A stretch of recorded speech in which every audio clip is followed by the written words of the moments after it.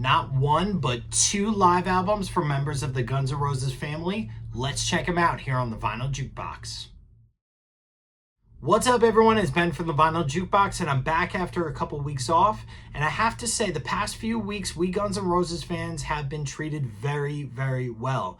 I mean, it's not all the time that we get two GNR-related releases within the same year. We actually have had three so far. But within weeks of each other, two live albums from GNR side projects. I mean, that's almost unheard of. So semi-satisfying, as we're still waiting for Guns N' Roses to announce a new album, but I'll take this for now. These are two awesome albums, and we're going to talk about them in just a little bit. But before we get started, please remember to leave a like and a comment below this video, subscribe to my channel, and turn on notifications so you don't miss any of my videos. All right, so we're going to start with this one here. This one was released on October 31st on Halloween. This is Duff McKagan's Lighthouse live from London. And this one is taken from an October 5th, 2024 show in Islington. I think I'm saying that right. Assembly Hall in London. This was a 2 LP set. And like I said, this was part of Duff McKagan's 2024 tour, his Lighthouse tour for his Lighthouse album. I actually saw him on this tour a few shows later at Le Poisson Rouge in New York City. Very, very small club, but amazing show. I think this place was a little bigger than the place that I saw him at. But the set list was very similar at the show that I saw him. So I'll give my thoughts on that as we get through this review here. Set list contains a great amount of songs from his Lighthouse album, as well as his Tenderness album, his solo album before that, but also covers from Guns N' Roses, David Bowie, The Stooges, The Clash, and Johnny Thunders. Also contains a appearance, also features an appearance from Steve Jones, guitar player from the Sex Pistols. I have to say, though, overall, excellent sound quality. I mean, when I saw him, the sound was amazing, and they really captured that on this album. I could only imagine that the live sound in the venue that he was playing at was amazing as well. And I can't say enough about the band that he had. I mean, this band is fantastic. I mean, the versatility of these musicians to play anything from country type riffs to straight up rock to, punk, to the kind of alternative rock that Duff incorporates into his music. Just a phenomenal sounding band. They were really great live, like I said. So Duff did a really great job selecting his musicians for this album, for the tour, for everything.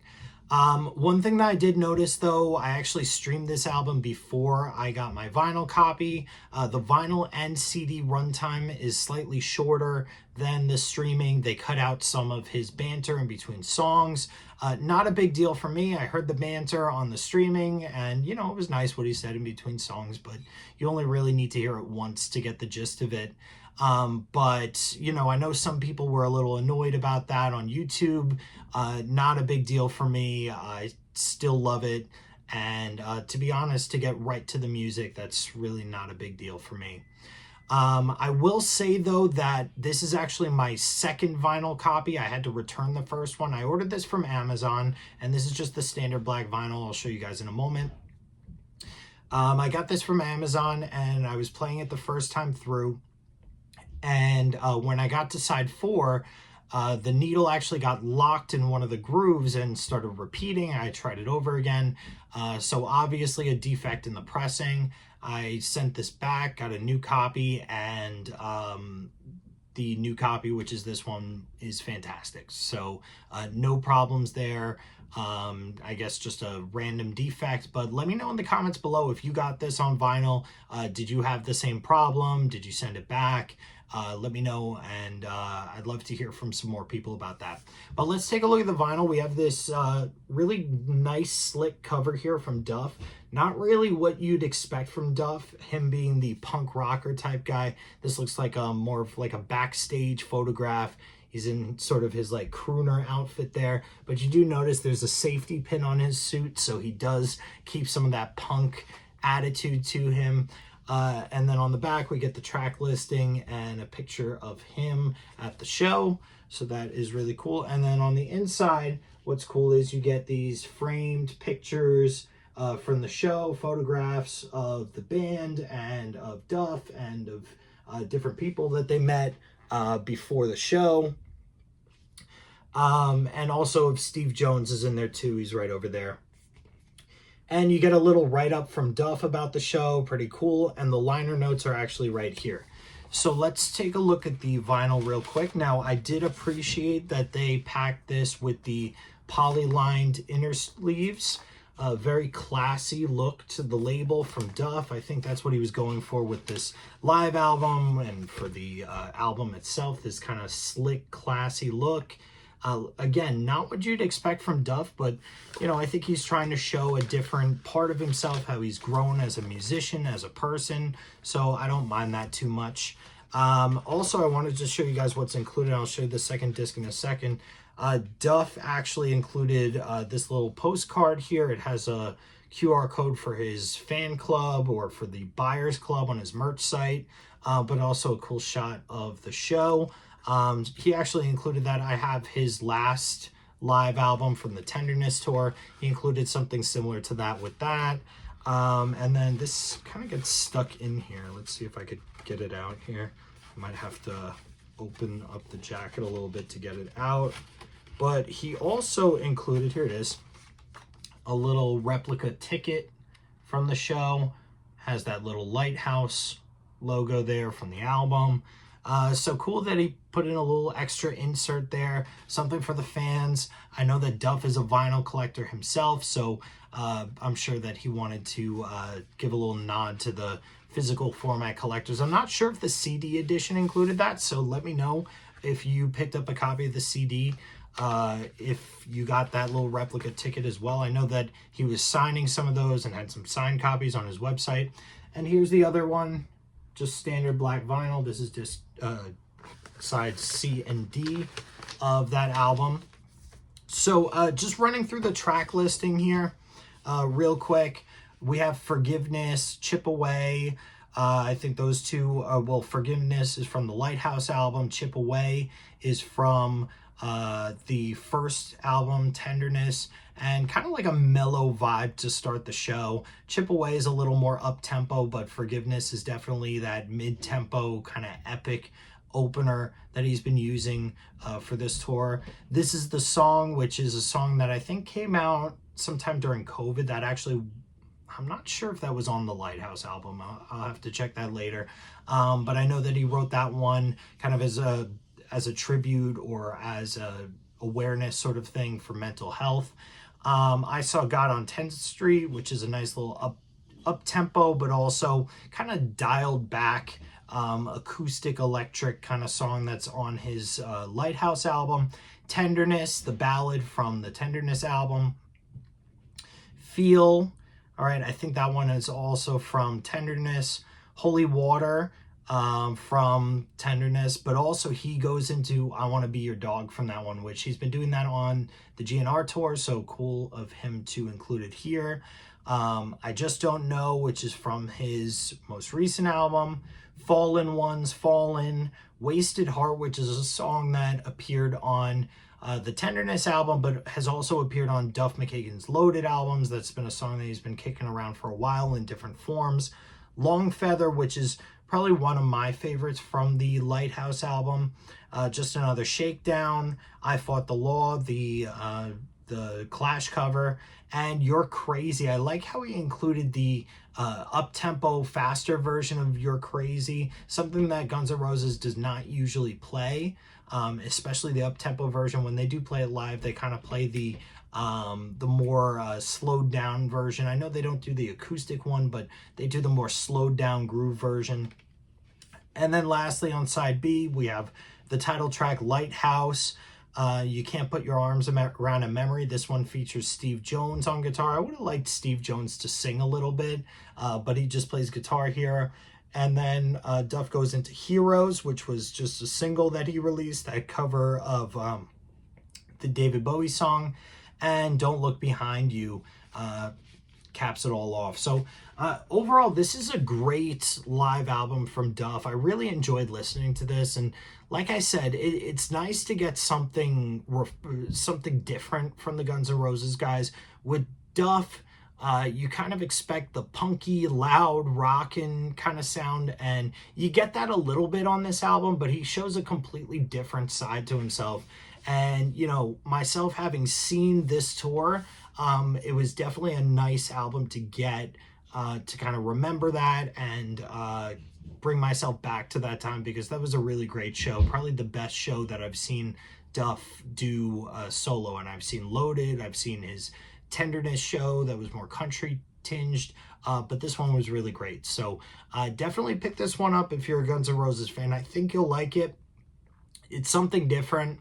It's not your typical Guns N' Roses album, but this is Duff, and we all love Duff, and he put out some great music for us. So Duff McKagan's Lighthouse live in London, definitely pick this one up. All right, next up, we have S.E.R.P.E.N.T live at the S.E.R.P.E.N.T Festival. This one's a 3 LP set, and this is from their July 17th performance at the Mission Ballroom in Colorado. It doesn't say this anywhere on the vinyl. I was actually looking for it somewhere where this performance was taken from. It doesn't say anywhere, even in the liner notes. I had to look that up online, but he does put it in the description on the Amazon listings. So, you know, it's nice to know where it came from. But like I said, 3 LPs, so it's a pretty long show. I actually saw them on this tour. They played Pier 17 in New York City. It was an amazing show. Just the fact that, you know, Slash was absolutely killing it. The bands before were amazing. Pier 17 is one of the most incredible venues you could ever go to. It's a rooftop venue overlooking the Brooklyn Bridge. Bands actually don't even put a backdrop behind them because the Brooklyn Bridge just sets enough of a scene and a mood and a vibe for the show as it is. Staff is amazing. It's a very clean venue, very organized. Had an incredible time there, and Slash was absolutely amazing. That was one of the best times I've seen Slash, and he wasn't even doing your typical music, and that's kind of the theme for today, because this is another live Guns N' Roses side project album that is not your typical Guns N' Roses side project. So on this tour, Slash was putting on kind of like a mini festival. He called it a festival, but it was kind of just like a show with a few opening bands, maybe like 2 or 3 opening bands. I know with me, he had Robert Randolph and Kev Moe. Some shows he had Samantha Fish. He might have had some others joining the tour at some points. But it was a festival for honoring the blues, and that was really cool, because Slash was kind of going back to his roots a little bit, going back to what inspired him. And like I said, it featured many different blues artists throughout the night, and it featured Slash playing songs from his blues album that he did, Orgy of the Damned. And the band that he put together for this was actually a band that he had back in the 90s, or at least part of it. I talked about this in my review of Orgy of the Damned. Slash's Blues Ball started out as a club band, a club blues band that Slash would go and see, and then he asked to join them to play.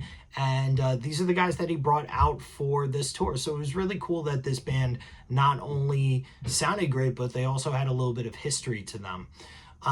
Features songs, like I said, from his Orgy of the Damned album that had just come out in 2024. But this set also features a bunch of other blues covers. No Guns N' Roses covers, though, which was kind of refreshing, because, to be honest, I've seen Guns N' Roses a bunch of times. They are around. We don't really need Guns N' Roses covers from the Guns N' Roses guys when they're not doing Guns N' Roses, because we could see Guns N' Roses. So overall, I have to say with this live album, it was a good show, decent sound quality, and the reason I say decent is I would have liked to have a little more of Slash's guitar in the mix. I felt like his guitar was a little quiet.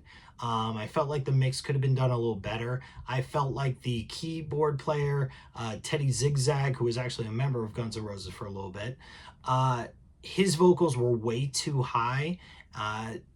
You know, he's good at what he does in terms of singing, but I wouldn't call him a singer that I would want to crank up above everybody else in the mix. So with that being said, I definitely would have wanted to hear a lot more of Slash's guitar for sure.